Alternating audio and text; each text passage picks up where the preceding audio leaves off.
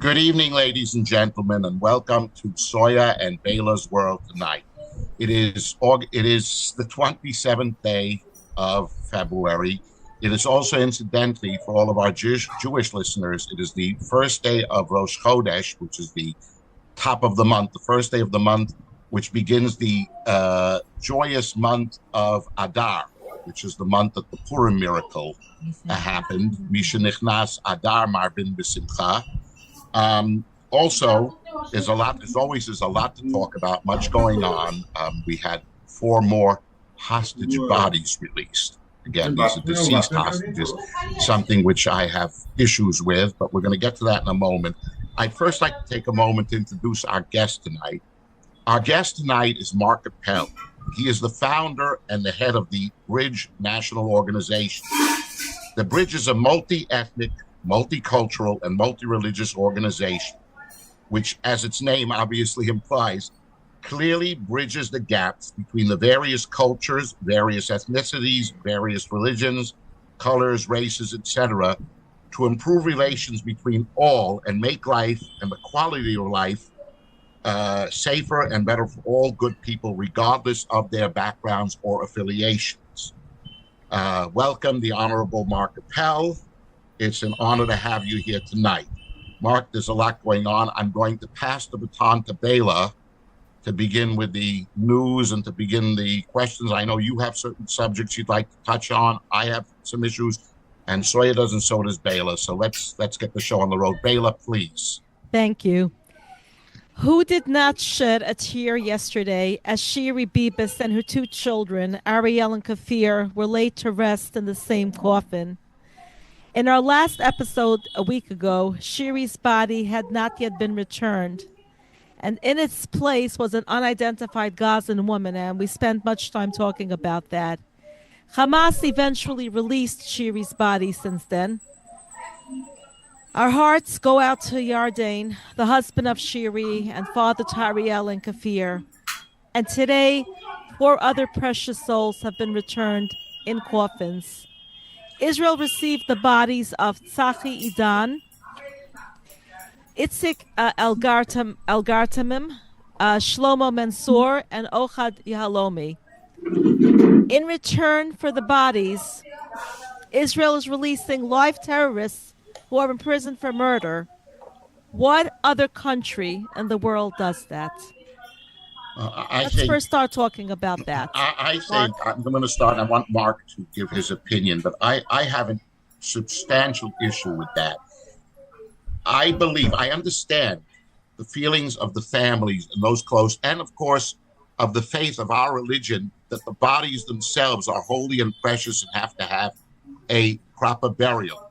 And for there to have actual closure, it really makes it easier when there isn't a proper and appropriate burial. But in the first Holocaust that happened, unfortunately, that did not happen with many, many, many millions of people who did not have a proper burial, who were burnt alive, whatever. Okay, I'm not comparing the same circumstances. It's a different set of circumstances, Baila. I see you're getting ready to jump in. But I do want, Baila, what I wanted to say. He's afraid. I'm afraid, Baila, I'm afraid. Yeah. But what I do want to say is that I have a substantial issue with the idea of exchanging live savages and monsters for dead hostages, for hostages that are already deceased. Yeah, I don't get this. What other country in the world, what other country would it be expected of them to give back terrorists, prisoners who were terrorists, for dead bodies? Mark. You know what really pees me off? First of all, the prisoner exchange. And I want to say it's not a prisoner exchange. I'll tell you what, give back all the people from the jail, lock off their heads, lock off their arms, and deliver it back to them and tell them we're giving you a fruit. We're giving you a fruit basket. That's right. Welcome fruit basket. I mean, literally, it's the insanity of the torture. It just doesn't end. And at some point, you got to say, carpet bombing. Okay. Carpet bombing wall. Ladies, stop. Now I want to bring in Mark. Mark, as you know, you deal on so many levels, national, international, with so many major officials. You've been across the board on all of this. Mark, what do you think of this? How do you view this? Is it right? Is it wrong? Yeah, please. First of all, congratulations. I have two of my great women that I respect the most in the world. And both of you, Baila, and you, of course, Soaya and Bumi, and all of you. It's a great show, and I think it's very informational, very important to have an open discussion. You have to understand that we Jewish people are very, very different from other nations of the world. You can't compare potatoes and tomatoes. You can't compare it. What we do to save a Jew is incredible. Right, for one life, yeah. Above and beyond. It's very. I was always criticizing American leaders that stand and protest in Central Park or in Borough Park or wherever they protest and dictate policy to the Israeli government. You know, we can't do that. We can't do that. The fact of the matter is that what happened this week is beyond barbaric. It's one of the most vicious things. There wasn't a dry eye in the Jewish community. That's right. Whether it's in the liberal community, whether it's in the right-wing community or the progressive community. Everybody just seeing the Bibas family, the entire family, wiped out and escorted by with a parade. Oh my God, that's just that's just beyond. That's just beyond. So we can't really jump to the conclusion that Israel did the wrong thing. I'm not saying they did. No. I never said that they did the wrong. I'm not criticizing Israel. God forbid.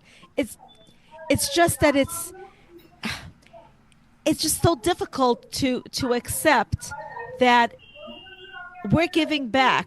And I'm saying Israel, we're Jews. We're giving back live murderers for dead bodies. This is not the first time. And I understand the importance. Of course, they're being brought to Kever Yisrael. I totally get it. It's just very painful to fathom. Seriously, Mark, I have an issue coming. Well, where do we draw a line, Mark? Mark, where does the Israeli government draw the line? If they had said right from the onset, whatever exchanges are being made first and foremost for live hostages. No, a few live ones and a few dead ones. Would that have been so wrong and so impossible? Would that have blown the deal apart? Mark, I mean, I understand where you're coming from, but I'm not in the government. Right. This is not the first time that an exchange like this happened. It started with Shalit. You remember Shalit? Yes. Oh, sure. But he was alive. Gilad Shalit was alive at the time that he was exchanged. These are dead Jewish Israeli hostages that are coming back in body bags. We're giving them live ones for dead ones. I usually don't refer to rabbinical authorities. Ever since my days fighting for the Child Victims Act, I don't disrespect them, but I just ignore their. But in this case, case of exchanging bodies, I think rabbinic intervention is necessary. I think rabbinic intervention is necessary. I'm reading the books. I'm a longtime Zionist that believed the American Jews did everything to help get the Jews out of Nazi Germany. I disagree with every single book written, from Perfidy to all the Narishkeit that was written. The Jews in America, New Jersey, New York, went. Hundreds of thousands of people were protesting against FDR. It wasn't only the Frum community. Yes. The whole community. Yes. It was Rabbi Stephen Weiss, who everybody criticizes, also made massive demonstrations and went to Rabbi Aaron Kotler to try to get them to protest. So this is a decision that has to have some rabbinical intervention. Not 100% intervention, but they should have some input into it. I know Baila, when she does her events or single events, I know she has guidance from a rabbi in the neighborhood. Make sure that she doesn't cross the lines and become some kind of Epstein saga. Oh my God. Somebody texted me this afternoon. He said he saw my name in that book. Now that you mentioned that, Mark, I had, when they talked about Baila and Soaya, please listen to me. for a minute. When the entire hostage deal or deals were being made, okay, I had an issue, frankly. Look, I understand the feelings of the families, and I know, and I don't envy Bibi Netanyahu at all, because he is caught between a rock and a hard place. He's got half of Israel screaming, "We got to bring the hostages home." He's got the other half of Israel saying, "Hey, we should just level all of Gaza and destroy it." Like that's it's two sides. And he's stuck. He's got to do a juggle between that, figure it out. I, though, said at that point in time, Mark, I said, you know something? As far as how many hostages do we have to trade? How many do we get out in exchange for how many of those prisoners, those butchers, those monsters that are sitting in Israeli prisons? We should look to halacha, because there is a certain a formulation, a calculation made in the Talmud that says a life for a life. How many lives? We have there's a mitzvah, as we call it, of pidyon shvuyim, which means to rescue or redeem captives that are being held. Yes. But at the same time, there is a limit. You have to put a value on how much you're willing to expend in order to redeem how many captives. I think that, like you just said now, is something should have been done with rabbinical intervention. That's the way it should have followed, because then we would have known what the proper formula is. I believe that. There's one more addition to this equation. Please. America has a lot of input into whether. Oh, for sure. Yeah. Donald Trump is a good friend of Israel, a very good friend of Israel. Yes. But I'm sure he's dictating policy that Israel has to, Israel's existence today because of America's support. Even Joe Biden sent a lot of weapons to Israel. We can't deny that, whether we like him or not. He did send a lot of weapons to Israel.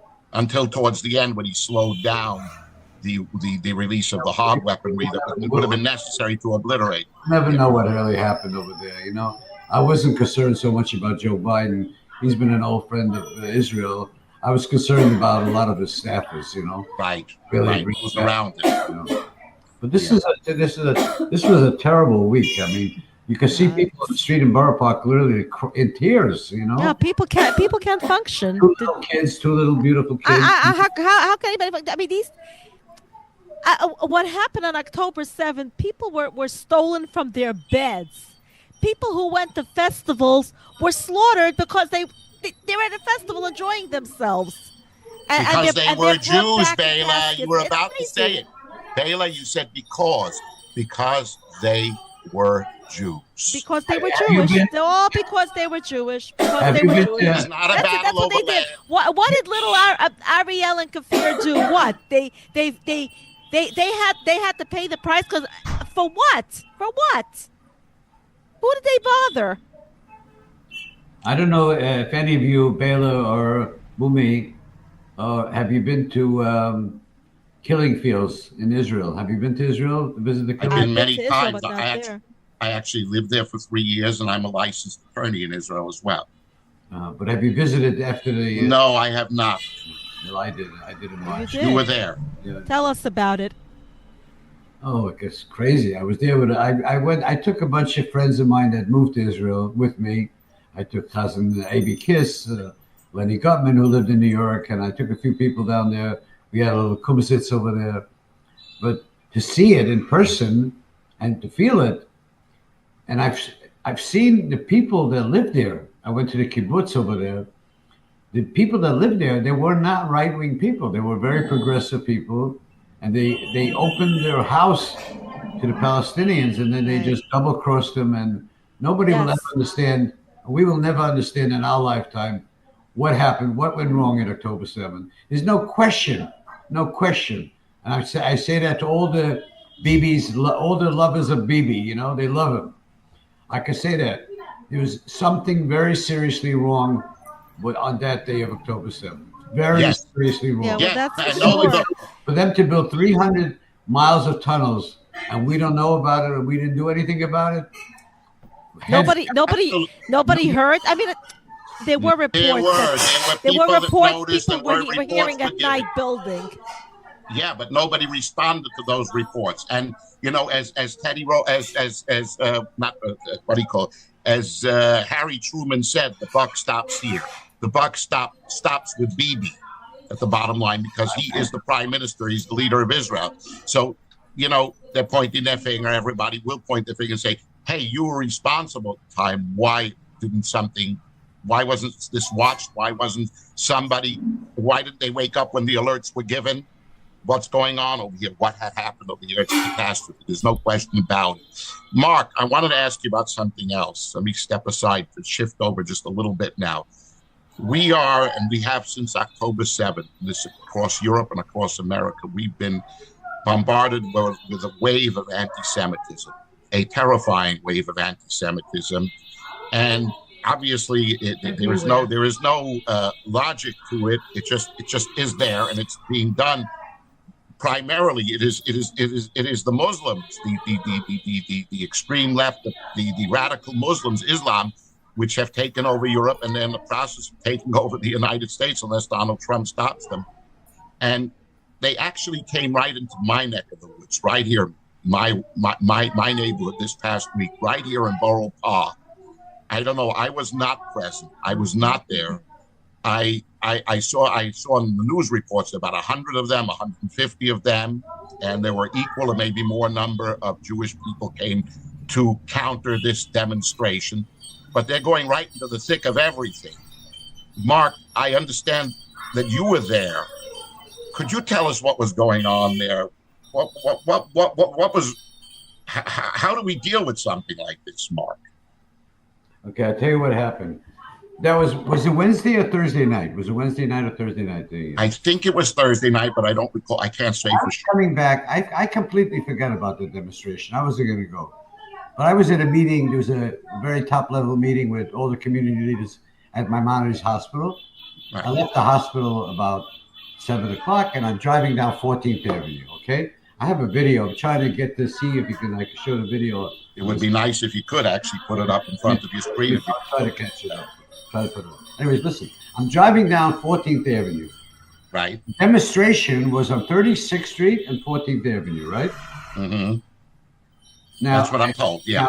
Now, in our lifetime, we've seen a lot of demonstrations, right? Yeah, of right. course. We have seen demonstrations against non-union people demonstrating against the store, demonstrations against people that don't want to give their wives a get. Did you ever see in your lifetime, Baila, did you ever see in your lifetime, Soaya, Bumi, did you ever see in your lifetime a police department allowing the demonstrators right in front of the door of where the venue was being held? It should not have been. I don't remember that. And the machas from Borough Park are silent and defending the police department. I spoke to senior members of the police department in the police commissioner's office. And I spoke to Shmira, which stayed away smartly. They stayed a few blocks away. I was almost killed. Well, what did you do? You went in to fight with them? Why would they let protesters right in front of the door of a Jewish venue? Why didn't you invite them in? They were standing literally less than a few feet away, literally right in front of where the door was. Now, an event was happening over there. I don't think they had a permit. I don't know if they had a permit or not. Well, then they could have been arrested. Who gave him the permit? I don't know. If it would have been this. Let me finish what happened to me. Okay. The demonstration was on 36th Street. The Jews were on one side and the Palestinians were on the other side, okay? There was some outside provocatives, I don't want to mention the name, that came in and tried to, for 2 minutes, to try to make a video of the whole thing. Anyway, I'm parked a block away on 36th Street. And I walked across the street to the Jewish side. The children, these are innocent kids that really felt the pain. They started running. Why are you running? Because the Palestinians started running towards Church Avenue, okay? Here I am, I'm running, and my car is surrounded by 200 Palestinians. Here, how did you get stuck in the center of them like that? Here's the video.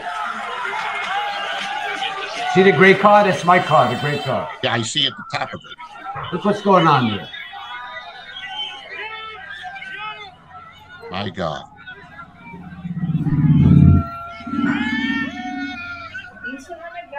Mark, how did you find it? Thanks to Richie Taylor that was standing there. Mark, one second. Mark. How did you find yourself stuck smack in the middle of them? The car. I parked a block away. You were a block away. So they came at you? Yeah, Richie Taylor was right behind me. You see him in the picture. And they took 30 cops, came around my car, escorted me out. I left. I went home back to Long Island. I'm not going to sit there and risk, But the young people there were young people being. They almost had a rampage where people squashing each other's body. There could have been a lot of casualties. So the question is, why did the police department let them give them a permit or not give them a permit to park right in front of the door? Right in front of the door. It doesn't make any sense. I don't think they had a permit. I don't think they had a permit. They did have a permit. They did have a permit? I'm not sure, but I heard they did. Had they not had a permit, there should have been a mass amount of arrests. But let me ask you something, Mark. Did they get violent at that thing? Did they actually attack anybody? Was there any resistance? Was there any actual fight? The only fight was with Heshe Tischler. You forget about him. He's not relevant. That's any normal human beings that had any conflicts. No, but there was some punching. I saw some punching. I saw some kids falling to the ground. Nobody got, thank God, injured seriously. Did the police at least? It could have been a bloodshed. Did the police at least maintain control? Did they at least maintain control? They tried their best. But there was the proximity between the Palestinians. I never heard of such a thing in my life. I didn't get an answer. I don't have an answer. We at Soaya and Baila's World also have certain connections. We're going to also try with you, Mark, to try to get some answers if we can after this is, as soon as we get an opportunity, probably after the weekend. But anyway, Mark, when such a protest is happening in one of our communities, when these barbarians decide that they're going to come across and rally against the Jewish people for no good cause at all, obviously, because they don't even know what the hell they're rallying for, pardon me, many of them. How are we supposed to respond? What is the appropriate way to answer it? Do we just are we just total pacifists? Do we just sit back and say nothing, do nothing, don't answer? Or do we get together and make mass counteract? What do we do? It's a very good question. The first thing we demand the police department and our politicians out there that make sure that not only do you have police in front of the protesters, but you have it on the two sides so they can't run. Okay? Circle them, surround them, isolate them, put barricades, put metal barricades. Yeah, they put barricades. You know where they put the barricades? No, I wasn't there. They put the Palestinians right in front of the building, and they put the barricades afterwards. Oh, wow. The barricades behind them. So the people, seriously? People that went into the building. Who was the brainiac that came up with that idea? I don't know. We don't want to. We love our NYPD. Yeah, we have generally. By the way, Mark, I want you to know generally, we have some really wonderful police officers right down on from the captain down of the 66th precinct. On the whole, they're among some of the really New York's finest around, and we support. They were sweating that night. They were sweating. I'm surprised. I was in such. There were fights. So apparently there was the mystic. Apparently somehow it wasn't properly planned to maintain it. It wasn't planned in advance by the police department how they're going to keep them in a certain location. How they're going to. There was a gap somewhere. Am I right, Mark? It seems like. And I spoke to senior police department officials. I'm not a police buff. I don't relate to the police. I think the barrier should have been wrapped around like a car.